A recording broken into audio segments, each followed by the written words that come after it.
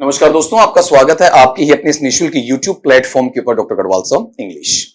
आपके द्वारा मेरे पास में एक मैसेज आया कि सर जो हमारा ऑफलाइन बैच रहा अब उसमें कुछ बच्चे हमारे साथ में लेट जुड़े हैं और आपने अपनी तरफ से जो करवा दिया था उसके बावजूद अगर हमारे पास डाउट्स आते हैं, किसी ने आपके साथ क्या किया क्या नहीं किया उस पर हम नहीं जा रहे हैं, हमारा जो कमिटमेंट है उसको हम पूरा करेंगे। तो बच्चों को मैंने पहले भी कहा था कि ऑनलाइन में मैं आपके साथ जुड़ूंगा, तो एक सीरीज और चला रहे हैं। आपके पास में डेली 10 क्वेश्चन आ रहे हैं, वो तो अलग जाएगा। बच्चों ने कहा क्लास लेंदी हो, कुछ और क्वेश्चंस आ जाएं, तो आपके थ्रू मैंने कांटेक्ट नंबर दे दिए थे कि आपको सवाल कहां भेजने हैं और कुछ बच्चों ने मुझे सवाल भेज भी दिए आपका वहां पर। तो आपके सवाल और हमारे जवाब के नाम से हम ग्रेड 2 सेकंड ग्रेड या सीनियर टीचर या वरिष्ठ अध्यापक अंग्रेजी है उसके द्वितीय प्रश्न पत्र मतलब इंग्लिश सब्जेक्ट है उसकी सीरीज अपन चला रहे हैं। अपना प्रश्न कहां भेजें उसका मैंने व्हाट्सएप नंबर दे दिया था आपका वहां पर 95 211 98 899। प्रश्न भेजोगे उससे पहले अपना जो आई कार्ड आपका है फिजिकली उसकी फोटो लेके पीडीएफ बना के आपको शेयर करनी है ताकि पता चले कि हमारा ऑफलाइन बच्चा रहा भी है, ठीक है। और इसके पीछे मैं तर्क ये दूंगा कि कुछ बच्चे क्या होते हैं कि बस अनवांटेड सवाल पूछ लेते हैं, हमें पता भी होता है कि सवाल का कोई महत्व नहीं एग्जाम के सिनारियो से, तो वो एक थोड़ा सा हमारे लिए टाइम कंज्यूमिंग हो जाएगा और साथ में दूसरे जो अच्छे बच्चे पढ़ने वाले उनका नुकसान भी वहां पर हो जाता है, वो हम नहीं करना चाहते। अब ये चीज कि कब तक होगा आपके प्रश्न का सोल्यूशन, तो आपने जो सवाल भेजा है, ठीक है, वो जैसे ही आपकी उस क्यू में आएगा, क्यू में आने के बाद में उसकी पीपीटी बनती है, फिर थोड़ा सा मेरा टाइम इशू रहता है तो उनको मिला के, ठीक है, करीबन 1-2 दिन के अंदर अंदर वो आपकी वीडियो पे आपको देखने को मिलेगा। तो जैसे हमारी शुरुआत गुरु पूर्णिमा के अवसर पर हुई थी एप्लीकेशन की, ऑनलाइन एप्लीकेशन की, आज बेटा वहां पर गणेश चतुर्थी है आपका, वहां पर 27 अगस्त है, तो वहां एक शुभ दिन से हम एक शुभ सीरीज है वो आपके लिए वहां पर चालू कर रहे हैं। तो कुछ बच्चों के जो सवाल आए वो उसके समक्ष में वहां पर रख देता हूं आपका, ठीक है। तो यहां पर 1 बाय 1 इन पे, और जो सवाल की लैंग्वेज आप बच्चे लिखोगे ना वो की वो लैंग्वेज में यहां लिखूंगा, ठीक है। मेरी तरफ से उसमें कुछ मैं चेंज नहीं करूंगा। एक बच्चे ने मुझसे सवाल पूछा है जो एक्चुअल में टीचिंग मैथडोलॉजी से जुड़ा हुआ है, आपका टीचिंग मेथड से जुड़ा हुआ है, कम्युनिकेशन से भी जुड़ा हुआ है, स्पेशली सीएलटी में काम आता है, कम्युनिकेटिव लैंग्वेज टीचिंग में कहीं ना कहीं एएलएम ऑडियो लिंगुअल मेथड है, आर्मी मेथड, उसके अंदर भी इसका सवाल देखा जाता है। अगले ने कहा क्या उसको चेक करना जरा वहां पर कि इफ ए स्लैंग वर्ड, बेटा स्लैंग वर्ड क्या होता है, बोलचाल में आया हुआ शब्द जो फिर आपके जुबान पर चढ़ जाता है, कंटिन्यूअसली उस चीज को आप आगे लेकर जाते हो, comes in a particular language, एक विशिष्ट भाषा में आता है, can we consider it as an official word, तो क्या इसे हम कार्यालयी शब्द या पारिभाषिक शब्द कह सकते हैं क्या। तो बेटा पहले दोनों को सुनना कि बोलचाल में एक शब्द आया और वो आपकी जुबान पर चढ़ गया, मतलब वो आम जनता बोल रही है, आम जनता समझ रही है। पारिभाषिक या कार्यालयी शब्द बेटा कौन सा होता है, जिस शब्द के अंदर स्पेशली एक चीज फंक्शनिंग करेगी, कौन सी, जो पहले से एक विधेयक के नाते, एक आपकी कानूनी प्रक्रिया के नाते भाषाविद हैं उनके द्वारा शब्दावली में शामिल किया जाता है, उसे अप्रूवल मिलता है, उसकी एक अलग से कमेटी बैठती है, उसके आधार पर उसे यस या नो दिया जाता है। तो ये दोनों चीजें स्लैंग वर्ड और ऑफिशियल वर्ड दोनों एक नहीं है। तो अगर ऐसा सवाल परीक्षा में मिलता है तो इसका जवाब बच्चा क्या होगा वहां पर, नो, मतलब ऐसा नहीं हो सकता है, आप स्लैंग वर्ड को ऑफिशियल वर्ड में यूज नहीं कर सकते हैं। स्लैंग वर्ड अलग होता है, ऑफिशियल वर्ड आपका अलग होता है। ये सवाल नंबर पहला जो आप बच्चों ने मुझसे पूछा। अगले पे आओ फिर आपका, अपने पास में बच्चे ने ये कहा सर वी हैव 2 वर्ड्स, एक है सेल्फ लाउडिंग और दूसरा क्या है आपका वहां पर सेल्फ डेप्रिशिएशन। यहां पर अपना स्टूडेंट, अपना छोटा भाई हमसे क्या पूछना चाहता, वहां पर इनके बीच में डिफरेंस पूछना चाहता, इन दोनों के बीच में आपका फर्क वहां पर जानना चाहता है। अगर आप इन दोनों में फर्क देखोगे तो दोनों के अंदर एक चीज तो आपको ये नजर आ रही है, कौन सी बेटा वहां पर, कि सेल्फ दोनों में क्या है आपका प्रीफिक्स वाला पार्ट है, ठीक है।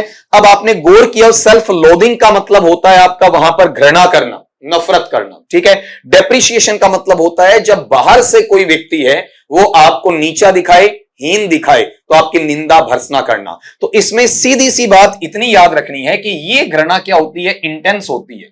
इंटेंस का मतलब तीव्रता के साथ में होती है और इंटरनल होता है, आंतरिक पक्ष से होता है। जैसे मैं अपने आप से घृणा करूं, मैं अपने आप से नफरत करूं, बेटा ये किस में जाएगा, सेल्फ लॉदिंग में जाएगा।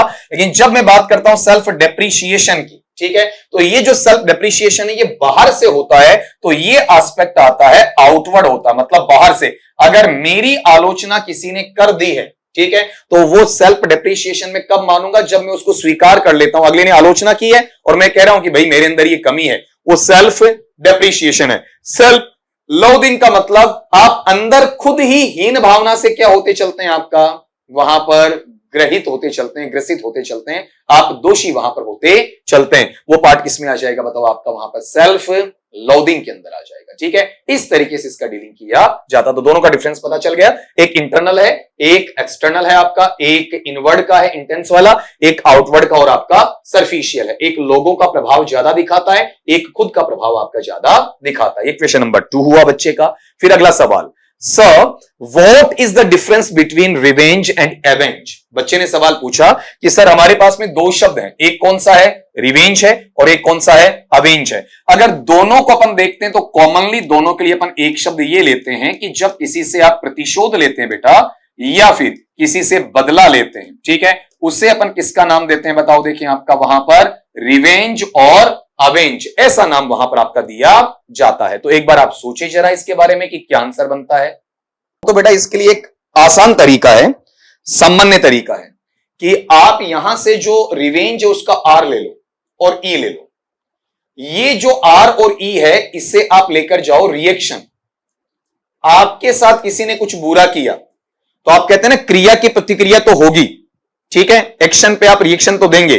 तो आप जब पर्सनली व्यक्तिगत तौर पर किसी से बदला लेते हैं, आपको किसी चीज की खुंदक है, आपको वहां पर चोट लगी है, मानसिक, आध्यात्मिक, सामाजिक, धार्मिक, नैतिक, शैक्षिक, आर्थिक, व्यवहारिक, पारिवारिक, ठीक है, कैसे भी, अब आपको जो नुकसान हुआ तो व्यक्तिगत तौर पर आप सामने वाले का नुकसान करवाना चाहते हैं, ठीक है, वो किस में आ जाता है, रिवेंज में आ जाता है। रमेश को सुरेश अच्छा नहीं लगता है, सुरेश ने कुछ गड़बड़ किया तो वो रमेश चाहता है कि सुरेश के साथ भी क्या हो जाए, गड़बड़ हो जाए। वो बेटा किसमें जाएगा, आपका रिवेंज में। जब आप अवेंज की बात करते हैं तो अवेंज उल्टा है। अवेंज क्या होता है, जहां पर आप कॉमनली क्या करते हैं, किसी के लिए जस्टिस, किसी के लिए न्याय चाहते हैं आप, ठीक है, और उस न्याय के लिए आप लड़ाई लड़ते हैं आपका, ठीक है। तो ये चीज है वो पर्सनली नहीं होती बल्कि कॉमन होती है। जैसे मान लीजिए कि आपको लगा कि वहां से एक छोटा बच्चा जा रहा है, उसके साथ में ज्यादती की जा रही है, तो आप उसका बीच बचाव करने चले जाते हैं, फिर भी नहीं मानते हैं तो आप बाल अधिकारों का हवाला देते हुए समझाते हैं, फिर नहीं मानते तो आप कोर्ट का, पुलिस का दरवाजा खटखटाते हैं, जबकि वो बच्चा पर्सनली आपसे नहीं जुड़ा हुआ है, ठीक है। वो चीज बताओ क्या है आपका वहां पर, इस तरीके से अवेंज कैटेगरी में। कब, जिसने अपराध किया, जिसने ज्यादती की है, उसके खिलाफ बदला लेने की जो प्रवृत्ति आती है उसे क्या कहा जाता है, अवेंज, जो पूरी सोसाइटी के लिए वहां पर काम में लिया जाता। आपने गौर किया होगा फर्क इतना ही है, आर ई और ए वाला है, तो आर ई रिएक्शन में आ जाएगा, ठीक है, और ए वाला जो पार्ट है वो क्या आ जाएगा, अनदर फैक्टर में आ जाएगा। इस तरीके से इसे याद किया जा सकता है। अगला सवाल जो बच्चे का आया, व्हाट इज लॉस्ट जनरेशन। अगर इसको पढ़ते हो तो ये लिटरेरी एस्पेक्ट है। ये दो शब्द आपके पास में यहां पर, एक लॉस्ट है और एक जनरेशन, खोई हुई पीढ़ी या फिर बेटा आपका भटकी हुई पीढ़ी, इस तरीके से। इसकी अगर भूमिका आप मानते हो तो थोड़ा आसानी से समझाऊं, तो क्लास थोड़ी लेंदी हो जाएगी, लेकिन इसे पढ़ना पड़ेगा। आपने वहां टीएस एलियट का, टॉमस स्टंज एलियट का एक क्रिएशन पढ़ा हो आपका, जिसका नाम है द वेस्टलैंड। एजरा पाउंड की मदद से इसने इसे 434 लाइन में रखा, ठीक है। वहां पर आप गौर करते हैं तो इसे टॉम्स ऑटोबायोग्राफी भी कहा जाता है, मेरी हचिंसन के द्वारा, क्योंकि टॉमस को टॉम किसने कहा आपका वहां पर, मेरी हचिंसन ने कहा, ठीक है। उसी ने वहां पर द वेस्टलैंड है उसको क्या बोल दिया, टॉम्स ऑटोबायोग्राफी। एक्चुअल में ये लिखा कब गया आपका, आफ्टर वर्ल्ड वॉर फर्स्ट, प्रथम विश्व युद्ध हुआ आपका, जो 1914 से लेकर 1918 मेनली मानते हैं, एक साल अगर बढ़ा देते हैं तो 1919 कह सकते हैं आपका, वहां भी छिटपुट घटनाएं देखने को मिली। तो 1920 के दौरान आपका वेस्टलैंड बाहर आता है, ठीक है, ये स्टार्ट भी होता है आपका वहां पर। तो उस वक्त वॉर के बाद, जो फर्स्ट वर्ल्ड वॉर है, उसके बाद में क्या होता है, डिसइल्यूजनमेंट आता है। ये वर्ड सीखना मैं एक स्लाइड से आपका हटता जाऊंगा तो आपको वहां पर इस चीज का पता भी चलेगा। डिसइल्यूजनमेंट का मतलब है जो मति भ्रम की अवस्था होती है, ठीक है, मतलब दिग्भ्रमित हो गए, what to do what not to do, हम क्या करें क्या ना करें, वो वाला पार्ट इसके साथ में वहां पर जाता है, ठीक है। तो हम ये कह सकते हैं कि कुल मिला के इसमें जो भाव आता है वो भाव कैसा हो गया आपका, सेंस ऑफ डिसइल्यूजनमेंट, ठीक है। और ये कब है वो सुनना, मैं इधर लिखूंगा, इसे अपन कहेंगे आफ्टर वर्ल्ड वॉर फर्स्ट। और लिटरेचर वाला पार्ट है, इस पर क्या करता है आपका, कमेंट करता है, ठीक है।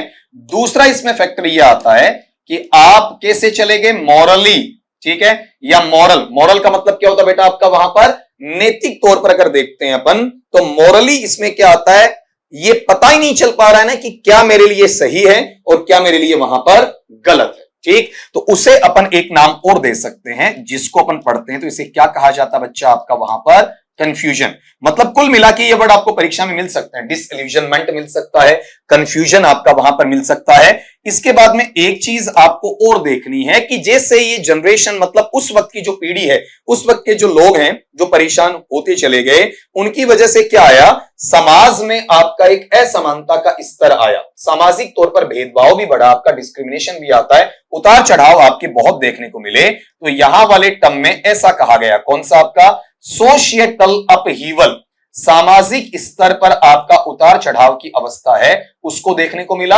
या फिर अपन ये कह सकते हैं कि सामाजिक लेवल पर क्या हो रहा था बच्चा, वहां पर आपका डिस्क्रिमिनेशन हो रहा था। डिस्क्रिमिनेशन का मतलब भी किससे लिया जाएगा, आपका भेदभाव से लिया जाएगा। ये पार्ट भी इसके अंदर आता है। और केवल इतना नहीं, इसमें एक बिंदु अपन और भी ले सकते हैं आपका वहां पर, जैसे ये युद्ध लड़ा गया और युद्ध के बाद की जो जिंदगी आई उसके अंदर क्या हुआ, लोग तीतर बीतर हो गए, लोग वहां पर अव्यवस्थित हो गए, अपनी जगह छोड़कर चले गए, उजड़ गए आपका वहां पर, घर बार सब छूट गए, देश की नागरिकता कहां रही पता ही नहीं चला, कौन सा प्राणी कहां चला गया, आपका रिश्ते नाते सब बिखर गए।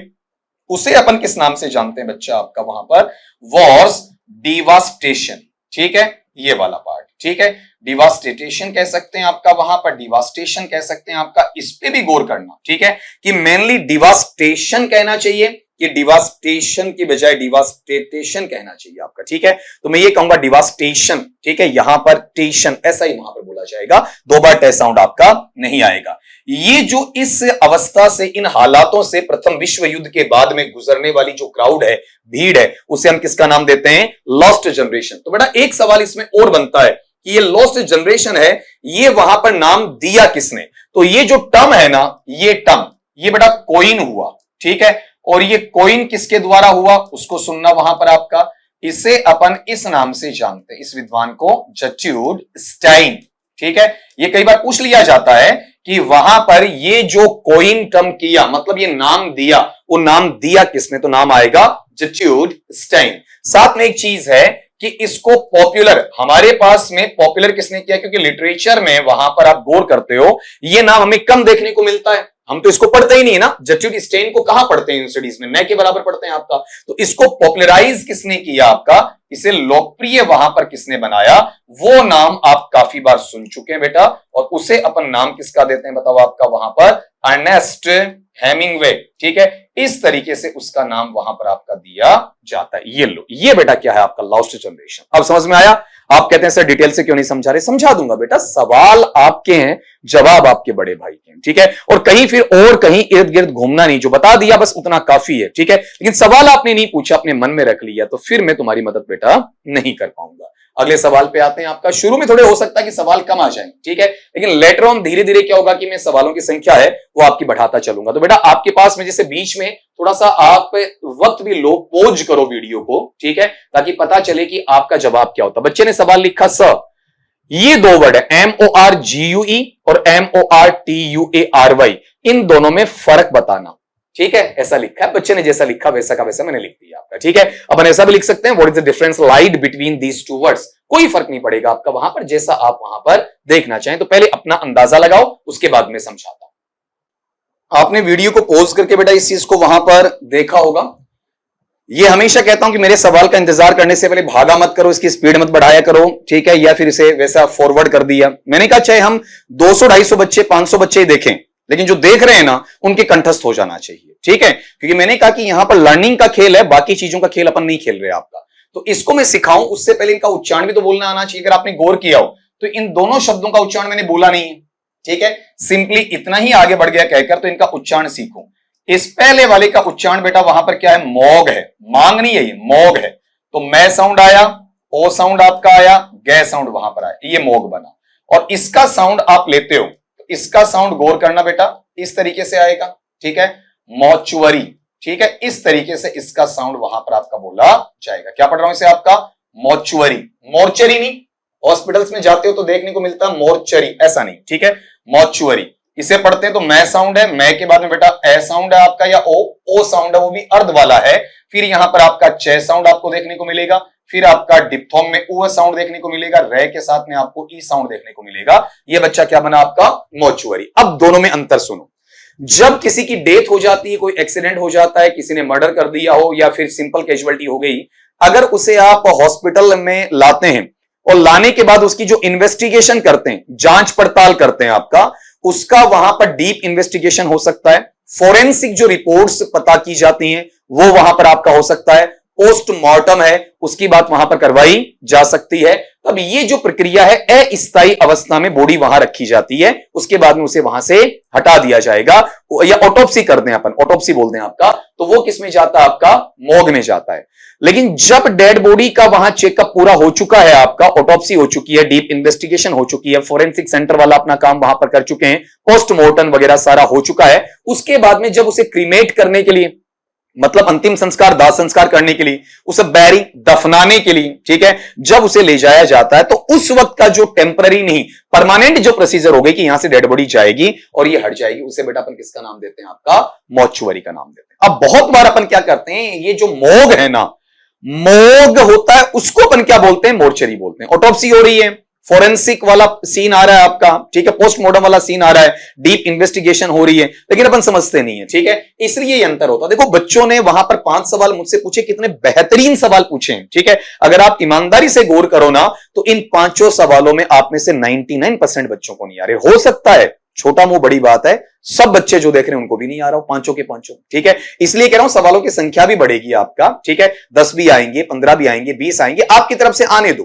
ठीक है, उसके बाद में हम इनको क्या करवाएंगे, आपका सोल्व करवाते चलेंगे। तो शुरुआत कर दी है गणेश चतुर्थी के शुभ अवसर के ऊपर, और आज फिर ये याद दिला देता हूं कि अब बच्चों की मांग पर आज हमारा ऑफर है, मतलब 26 अगस्त की रात्रि 12 बजे से लेके आज 27 अगस्त की रात्रि 12 बजे तक बिल्कुल भारी छूट के साथ में दिया जा रहा है। फिर आज रात 12 बजे बाद में बेटा वही रेट्स आ जाएंगी आपकी, ठीक है, जो पहले थी, और फिर लंबा ऑफर दे दिया था, एक दिन फिर दे दिया, अब अपन ऑफर के इंतजार में नहीं रहेंगे। फिर अगर आपके 100 200 500 ज्यादा लग रहे हैं तो उसमें बेटा अपन कुछ नहीं कर सकते थे, ठीक है, क्योंकि बार बार फिर होगा कि सर नहीं अब 2 दिन और, ये चीज थोड़ा सा बचकाना हो जाती है, बचपने वाली हो जाती है। तो कोशिश ये करें कि आज ही जिसको मुझसे जुड़ना है वो परचेज वहां पर कर लें। और एक चीज और, मैंने कमिटमेंट किया ना, ये 5 नहीं 10 भी आएंगे, 15 भी आएंगे, 20 भी आएंगे, 25 भी आएंगे, 10 सवाल वो अलग से आपके चल रहे हैं। अब ये कहीं से भी पूछ सकते हो, लिटरेरी टर्म का पूछ सकते हो आप मुझसे, फोनेटिक का पूछ सकते हो, वर्ड स्ट्रेस का पूछ सकते हो, वोकैबुलरी का पूछ सकते हो, टीचिंग मेथड्स का पूछ सकते हो, लिटरेरी मूवमेंट्स या लिटरेरी पीरियड्स का पूछ सकते हो, इंडियन राइटर्स का पूछ सकते हो, ठीक है, जहां जो सवाल है अब भेजो, हम इस तरीके से आपके सवाल को वहां पर टाइप करेंगे, उसके बाद डिटेल के साथ एक्सप्लेनेशन वहां दूंगा। ये नहीं कि देखो इसमें ऑप्शन नहीं डालें, डिटेल के साथ एक्सप्लेनेशन वहां पर आपको देखने को मिलेगा। तो ये चीज फिर से आपको याद दिला दूं, जो बच्चा वहां पर शुरू में इस पे ध्यान नहीं दे रहा है, इंग्लिश सब्जेक्ट में ग्रेड 2 के पेपर में आपके सवाल हमारे जवाब, तो ये 2 प्रकार से आएगा, एक जो आपका वो वीडियो आता वो चलेगा, एक ये दिन में 2 रहेंगे आपका, और लेंथ बढ़वाना वो आपका काम होगा, ठीक है, लेकिन जानकारी देनी पड़ेगी कि सर मैं फलां बेच में था और ये मेरा वहां पर कार्ड डिटेल है और मुझे वहां पर वो मैटर पूरा नहीं मिला, तो अब यहां पर ये डाउट्स हैं, इनको आप क्या करो वहां पर क्लियर करवाओ। तो मिलते हैं आपका वहां पर नेक्स्ट इसके पार्ट 2 में, ठीक है, तब तक लिए कहूंगा स्वस्थ रहिए, मस्त रहिए और मजे से पढ़ते रहिए।